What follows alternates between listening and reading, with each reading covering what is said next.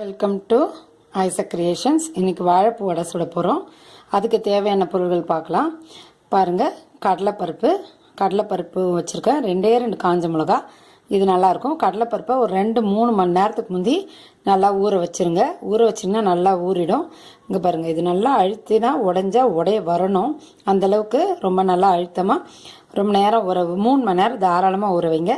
இல்லை 1 மணி நேரமோ அரை மணி நேரத்துலேயோ நீ செய்யணும்னு நினச்சிங்க அப்படின்னா கொஞ்சம் வெதுவெதுப்பான தண்ணியில் கடலைப்பருப்பு போட்டு ஊற விடுங்க. கொஞ்சம் சீக்கிரம் ஊறிடும். கழுவிட்டு இதை ஊற வச்சுருக்கேன். ஒரு 3 மணி நேரத்துக்கு மேலே ஆயிடுச்சு. இது ஊறுறது கூட 2 காஞ்ச மிளகாய் எடுத்து வச்சுருக்கேன். மிக்சியில் அரைக்கும் போது காஞ்ச மிளகாய் போட்டு அரைச்சிருவேன். அதுக்கப்புறம் பச்சை மிளகா 2 மிளகு போட்டிருக்கேன். நீங்கள் சோம்பு கொஞ்சம் போட்டுக்கலாம். வாழைப்பூவை பொடியாக நறுக்கி வச்சுருக்கேன். இதுக்கு தேவையான பொருட்கள் இவ்வளோதான். அப்புறம் உப்பு, அவ்வளோதான். இது எப்படி வாழைப்பூட செய்யலான்றதை பார்க்கலாம் வாங்க. மிக்சி ஜாரில் 2 காஞ்ச மிளகாய் போட்டுட்டு கடலைப்பருப்பு போட்டுட்டு அரைக்க போகிறோம். நம்ம எடுத்து வச்ச மிளகு இதில் போட்டுக்கலாம். இதை மிக்சியில் குறைன்னு அரைக்கலாம். கொஞ்சோண்டு கடலைப்பருப்பு மட்டும் எடுத்து வச்சுக்கணும் அதை போடுறதுக்கு.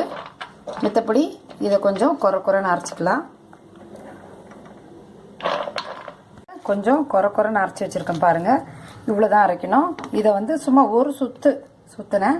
இப்போ இந்த கடலைப்பருப்பு முழுசாக வச்சு இந்த கடலைப்பருப்பு எடுத்து உள்ளே போடலாம். இப்போ இது எல்லாத்தையும் பிசைகிறோம். போதும், ரொம்ப போட்டோன்னு வச்சுக்கோங்களேன், ரொம்ப கருப்பாயிடும்.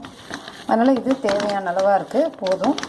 இதோட உருட்டிட்டு காமிக்கிறேன் பாருங்கள். உப்பு போட்டு பிசைஞ்சு பாருங்கள், கரெக்டான உருண்டைகளாக உருட்டி வச்சுருக்கேன். இப்போ இதை எண்ணெயில் போட்டு எடுக்கலாம். பாருங்கள், இந்த ஒரு உருண்டை எடுங்க. 2 உள்ளங்கைக்கு வச்சு நடுவில் வச்சு இப்படி தட்டுங்க. தட்டிட்டு இப்படி போட்டிங்க அப்படின்னா வடை ரெடி ஆகிடும். அது வேகட்டும். இது எப்பயுமே சூடாக மொறுமொறுன்னு சாப்பிடும்போது மட்டும்தான், சூடாக சாப்பிடும்போது தான் மொறுமொறுன்னு இருக்கும். ஆறிடுச்சுன்னா சவசவன் ஆகிடும். கொஞ்சம் நேரம் கூட வச்சுருக்க முடியாது. ஆனால் ருசி நல்லாயிருக்கும். ஆனால் சவுத்து போயிடும். பாருங்கள், சூடாக சாப்பிட்ற அளவுக்கு ட்ரை பண்ணுங்கள். நல்லா வேகட்டும். பாருங்கள், ஒரு பக்கம் வெந்துருச்சு. இப்போ எல்லா வடையும் திருப்பி போடலாம்.